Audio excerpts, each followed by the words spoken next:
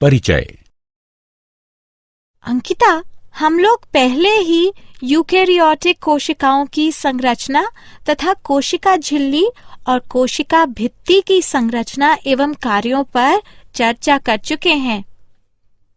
हाँ, और अब हम अंतःझिल्लिका तंत्रों की संरचना पर चर्चा करेंगे। ठीक है, हम लोग अंतःप्रद्व्ययी जालिका अर्थात एंडोप्लाज्मिक रेटिकुलम, गोल्जी तंत्र, लयनकाय रक्तिकाएं, सूत्र कणिकाएं, माइटोकॉन्ड्रिया, लवक अथवा राइबोसोम की संरचना का भी पर्यवेक्षण करेंगे। तो आओ इन पर चर्चा शुरू करें। उद्देश्य। इस पाठ के अंत में आप निम्न करने में सक्षम हो जाएंगे: अंतःझिल्लिका तंत्र की विशेषता का पता लगाना, अंतःप्रद्रव्ययी जालिका की विशेषता का पता लगाना, गोल्जी तंत्र की विशेषताओं को आत्मसात करना, लयनकाय की विशेषताओं का पता लगाना, रिक्तिकाओं के स्वरूप का पता लगाना, सूत्र कणिकाओं की विशेषताओं का पता लगाना, लवक के स्वभाव को समझना, राइबोसोम की विशेषताओं का पता लगाना। अंतःझिल्लिका तंत्र की विशेषता।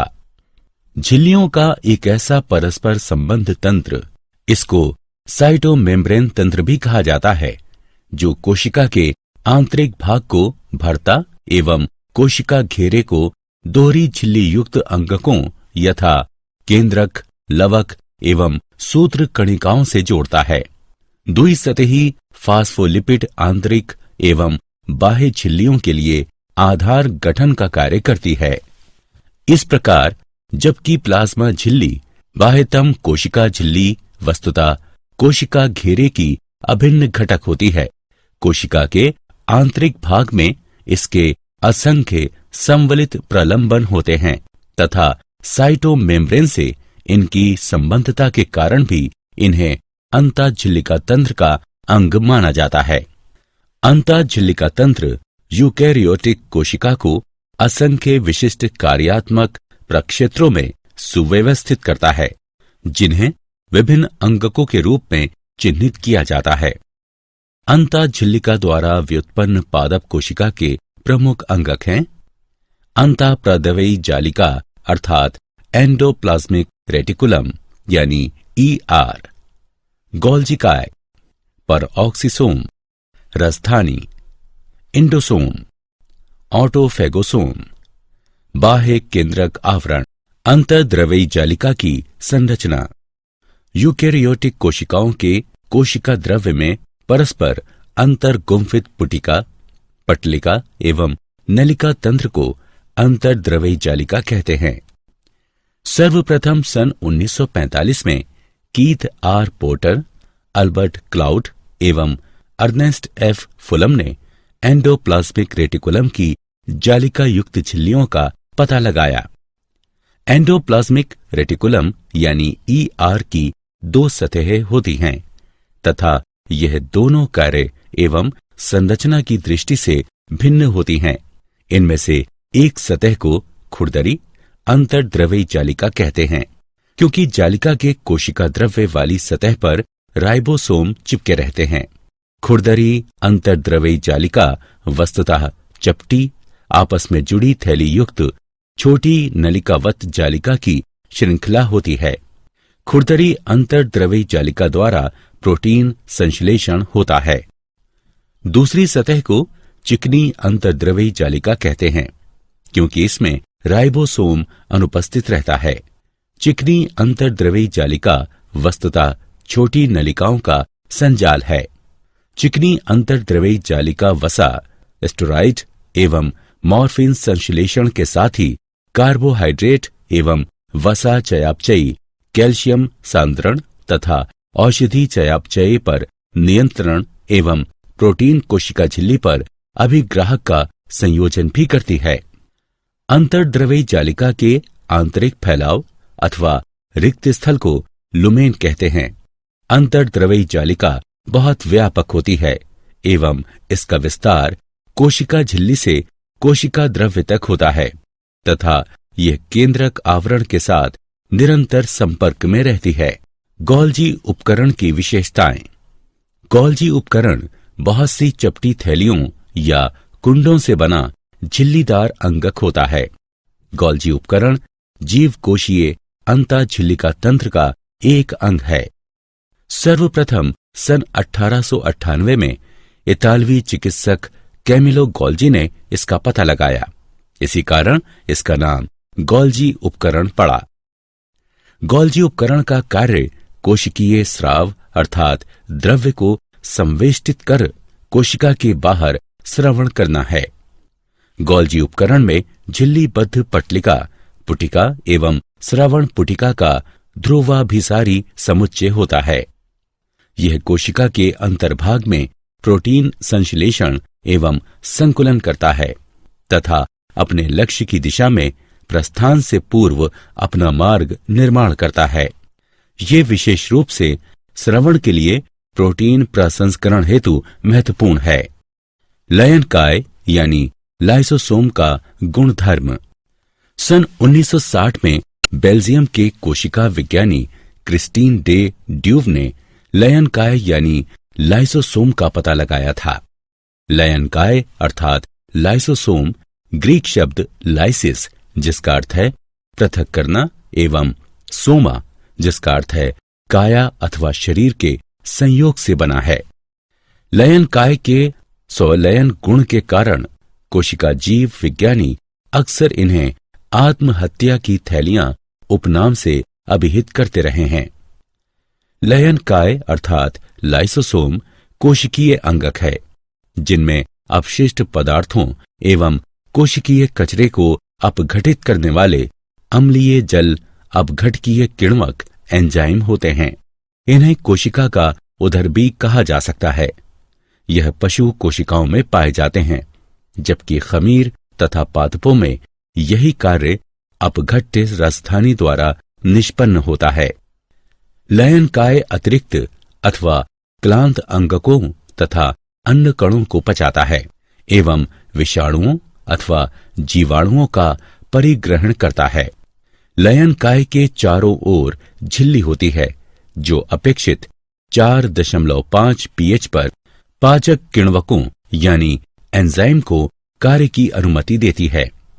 गोल्जी उपकरण के प्रारंभिक इंडोसोम के साथ जल अपघटकीय किण्वकों यानी एंजाइम के संयोजन से इनका निर्माण होता है। राजधानी के साथ लयनकाय द्रवण करते हैं तथा राजधानी में अपने किण्वकों यानी एंजाइम का पृथक्करण कर उनमें उपस्थित पदार्थों का पाचन करते हैं। राजधानी के गुणधर्म। कोशिका द्रव्य झिल्ली द्वारा घिरे अंगक को राजधानी कहते हैं जो सभी पादप एवं कवक कोशिकाओं तथा कुछ प्रोटिस्ट पशु एवं जीवाणुविक कोशिकाओं में उपस्थित रहती है।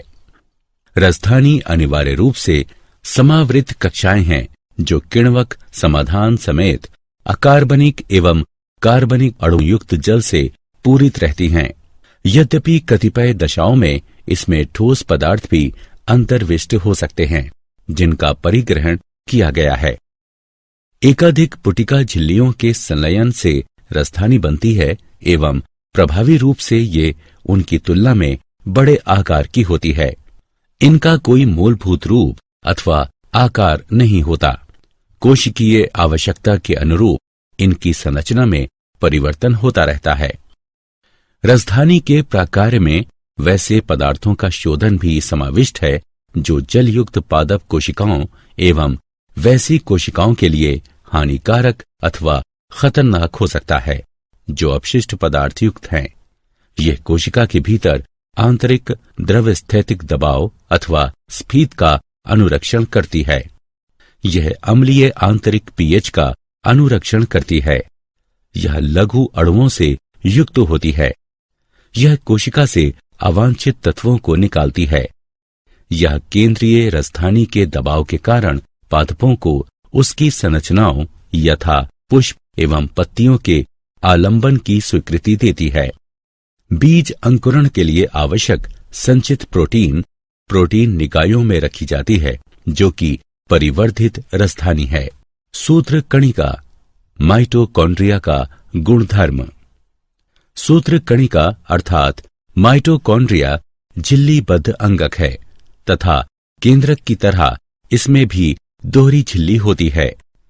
इनका आकार लगभग जीवाणु जितना होता है, परंतु कोशिका के प्रकारानुरूप इसकी आकृति भिन्न हो सकती है।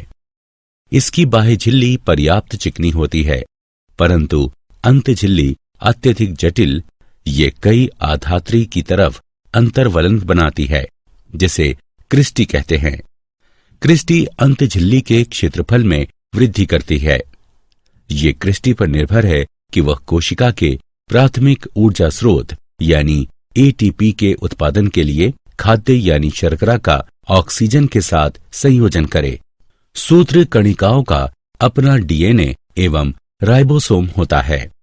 माइटोकॉन्ड्रिया अर्थात सूत्र कणिकाएं कोशिका को स्थानांतरण, विभाजन, स्रावी पदार्थ का उत्पादन, अल्पावधिक संकुचन हेतु आवश्यक ऊर्जा उपलब्ध कराती हैं। सूत्र कणिकाओं को कोशिका का शक्ति केंद्र भी कहते हैं। राइबोसोम के गुणधर्म। सन 1953 में जॉर्ज पैलेट ने इलेक्ट्रॉन सूक्ष्मदर्शी द्वारा सघन कणिकामय संरचना का पता लगाया था। राइबोसोम कणमय संरचना है।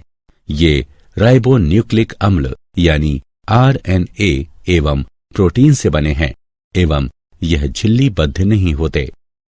यूकैरियोटिक राइबोसोम 80S तथा प्रोकैरियोटिक राइबोसोम 70S प्रकार के होते हैं। यहाँ पर S स्वेडबर्ग इकाई है जो अवसादन गुणांक को प्रदर्शित करता है। यह आकार एवं घनत्व को व्यक्त करता है। 70S एवं 80S अर्थात दोनों राइबोसोम दो उप इकाइयों से बने होते हैं।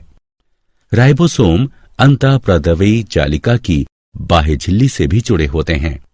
राइबोसोम प्रोटीन संश्लेषण में भाग लेते हैं। लवक, प्लास्टिड के गुणधर्म।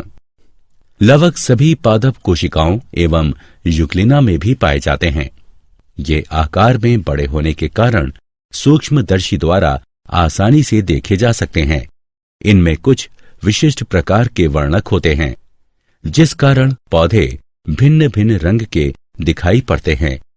उपस्थित वर्णकों के आधार पर लवक 3 प्रकार के हो सकते हैं: हरित लवक, वर्णी लवक एवं अवर्णी लवक। हरित लवक में पर्णहरित वर्णक एवं कैरोटिनॉइड वर्णक होते हैं, जिन पर प्रकाश संश्लेषण हेतु आवश्यक प्रकाशीय ऊर्जा को संचित रखने का दायित्व होता है। वर्णी लवक में वसा विलय कैरोटिनॉइड वर्णक यथा कैरोटीन, जेंतोफिल आदि होते हैं। इन्हीं के कारण पादप पीले, नारंगी अथवा लाल रंग के दिखाई देते हैं। अवर्णी लवक विभिन्न आकृति एवं आकार के रंगहीन लवक होते हैं। यह मंड लवक होते हैं, जिनमें कार्बोहाइड्रेट संचित होता है। उदाहरण आलू, तेल तथा वसा संचयन के लिए तेल लवक एवं प्रोटीन भंडारण के लिए प्रोटीन लवक होता है। हरित लवक के गुणधर्म। हरित लवक पत्तियों की मेसोफिल अर्थात पर्णमध्योतक कोशिकाओं में पाए जाते हैं। हरित लवक लेंस के आकार के अंडाकार, गोलाकार, चक्राकार अथवा फीताकार अंगक होते हैं, जो औसतन 5 से 10 माइक्रोमीटर लंबे तथा 2 से 4 माइक्रोमीटर चौड़े होते हैं। क्लेमाइडोमोनास में प्रति कोशिका एक हरित लवक हो सकती है, जबकि हरित शैवाल में प्रति कोशिका इनकी संख्या 20 से 40 तक हो सकती है। हरित लवक द्विझिल्लिका युक्त होते हैं। आंतरिक लवक झिल्ली अपेक्षाकृत कम पारगम्य होती है। हरित लवक की आंतरिक झिल्ली द्वारा सीमित अथवा घेरे गए स्थान को पीठिका यानी स्ट्रोमा कहते हैं। पीठिका में चपटी झिल्ली युक्त थैली जैसी संरचना संगठित रहती है, जिसे थाइलेकोइड कहते हैं। थाइलेकोइड सिक्कों के चट्टों की भांति ढेर के रूप में मिलते हैं, जिन्हें ग्रेना कहा जाता है। कई चपटी झिल्ली जैसी नलिकाएं जो ग्रेना के विभिन्न थाइलेकोइड को संयोजित करती है, उन्हें पीठिका पट्टिलिकाएं कहते हैं।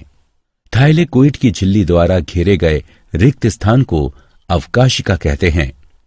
हरित लवक की पीठिका में कार्बोहाइड्रेट, प्रोटीन, द्विलड़ी वृत्ताकार डीएनए एवं राइबोसोम 70S होते हैं। थाइलेकोइड में पर्णहरित वर्णक होते हैं। क्या आप जानते हैं, लयन काय को पहले घनीभूत निकायों के रूप में जाना जाता था। गोल्जी उपकरण की झिल्ली में उपस्थित मुख्य किण्वक यानी एंजाइम न्यूक्लियोसाइड डाइफॉस्फेट है। यकृत कोशिकाओं में दोनों अर्थात चिकनी एवं खुरदरी अंतःप्रदवी जालिकाएं हैं। सूत्र कणिका तथा हरित लवक आत्मानुलेपी परक कोशिकीय अंगक हैं। वृहत्काय अमीबा में विश्रृंखल अवस्था में लगभग 50,000 सूत्र कणिकाएं होती हैं। सारांश। आइए हमने जो कुछ सीखा है उसे संक्षेप में दोहराएं। चिकनी अंतरप्रदवी जालिका मुख्य रूप से उन कोशिकाओं में पाई जाती हैं जो सक्रिय रूप से वसा चयापचय में संलग्न रहती हैं। यकृत में चिकनी अंतरप्रदवी जालिका SER वस्तुतः डिटॉक्सिफिकेशन स्थल है। वसा संश्लेषण से संबद्ध अंगकों को SER अर्थात स्मूथ एंडोप्लाज्मिक रेटिकुलम कहते हैं। कणमय अंतरप्रदवी जालिका के बाह्य सतह पर राइबोसोम होता है, अतः यह चिकनी अंतःप्रदवी जालिका से भिन्न होती है। जाइमोजेन का स्रवण करने वाली अमाशय कोशिकाओं में पूर्ण रूप से विकसित खुरदरी अंतःप्रदवी जालिका RER होती है। उन कोशिकाओं में पूर्ण रूप से विकसित खुरदरी अंतःप्रदवी जालिकाएं होती हैं जो स्रावी पदार्थों के संश्लेषण में संलग्न रहती हैं। RER रफ एंडोप्लाज्मिक रेटिकुलम का कार्य प्रोटीन संश्लेषण है। खुरदरी अंतरप्रदवी जालिका RER राइबोसोम की उपस्थिति के कारण चिकनी अंतरप्रदवी जालिका SER से भिन्न होती है। एरिथ्रोसाइटस एवं जीवाणुविक कोशिकाओं को छोड़ शेष सभी कोशिकाओं के नाभिकीय परिधि क्षेत्र में गोल्जी संकुल उपस्थित रहता है। यह जीवाणु एवं नीले हरित शैवाल में अनुपस्थित रहते हैं। गोल्जी संकुल चपटी थैलियों से बना झिल्ली युक्त अंगक है। इनमें कोशिकीय स्रावों का संवेष्टन तथा स्रावों का कोशिका के बाहर परिवहन होता है। गोल्जी संकुल विशेष रूप से वसा एवं प्रोटीन के ग्लाइओसिडेशन का कार्य करता है। गोल्जी संकुल लयनकाय एवं पुटिकाओं का निर्माण करते हैं। ETC गोल्जी संकुल का एक अवयव है। गोल्जिकाय प्रोटीन संवेष्टन एवं कोशिका झिल्लियों के रूपांतरण से संबंध रहता है। गोल्जी संकुल कोशिका का निर्यात प्रतिष्ठान अथवा निर्यात घर है। लयनकाय की खोज डे ड्यूव ने की थी। इन्हें ऐसा इसलिए कहा जाता है क्योंकि इनमें कार्बो ऑक्सीलेटिंग किण्वक यानी एंजाइम होते हैं। लयनकाय गोल्जिकाय में निर्मित होते हैं। लयनकाय को आत्मघाती थैली भी कहा जाता है क्योंकि इसमें जल अपघटकीय किण्वक होते हैं जो अम्लीय pH 5 परिस्थितियों में सक्रिय होते हैं। लयनकाय एकल झिल्ली संरचना है जिसमें किण्वक होते हैं जो सभी प्रकार के बड़े अणुओं यानी मैक्रोमोलिक्यूल्स का पाचन करते हैं। लयनकाय में दोहरी झिल्ली अथवा इकाई झिल्ली अनुपस्थित रहती है। जल अपघटकीय किण्वकों से युक्त झिल्लीदार थैली को लयनकाय कहते हैं। यह बड़े अणुओं के अंतःकोशिकीय पाचन प्रक्रिया को नियंत्रित करते हैं। लयनकाय बहुरूपी होते हैं एवं इनमें हाइड्रोलिसिस उपस्थित रहते हैं। लयनकाय अन्य अंगकों की संख्या घटाने में सक्षम हैं। लयनकायों से स्वलयन जुड़े होते हैं। यदि किसी कोशिका में लयनकाय फटता है तो वो कोशिका मर जाती है। कोशिकीय पदार्थों का विघटन ही लयनकाय का प्रकार्य है। बाह्य कोशिकीय एवं अंतःकोशिकीय पाचन। जब लयन काय का फेगोसोम के साथ संलयन होता है तो परिणाम स्वरूप द्वितीयक लयन काय का निर्माण होता है। कोशिका की राजधानियों में जल एवं विघटित पदार्थ उपस्थित रहते हैं। राजधानी के चारों ओर भिन्न रूपेण पारगम्य एकल झिल्ली होती है, जिसे टोनोप्लास्ट कहते हैं। राजधानियों के 4 प्रकार होते हैं: संकुचनशील राजधानी यानी सैप, पादपरस राजधानी, खाद्य राजधानी एवं गैस राजधानी।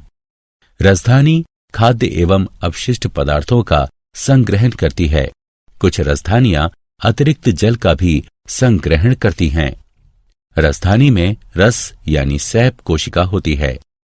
राजधानी का प्रकार्य संग्रहण, अपशिष्ट पदार्थों का प्रशमन तथा कोशिकाओं का दीर्घीकरण एवं संरक्षण है।